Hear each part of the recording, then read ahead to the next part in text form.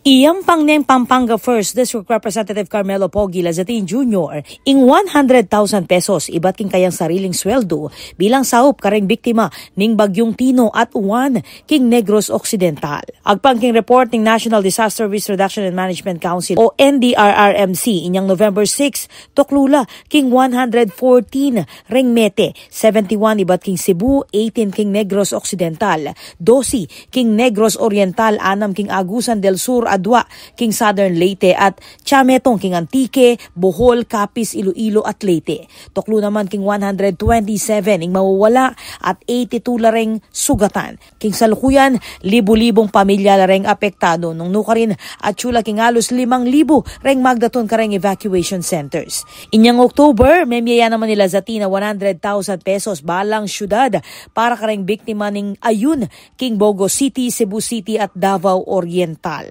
Mamiyaya namang tsa 25,000 pesos din na Department of Transportation o DOTR ASEC IC Calaguas at Chief Political Affairs Officer Reyna Manuel kabang mag-donate nemang 50,000 pesos ing Red Pillars Foundation apani munanda. Bisan metong la naman ring staff ng Lazatin king Pamanyahu 1,000 pesos iba't king balang plantilla employee at 300 pesos naman iba't king rank and file personnel. Agpang kang Lazatin bawasan da ing gastos king Christmas party ngening banwa bang idagdag king saup para kareng miapektuan.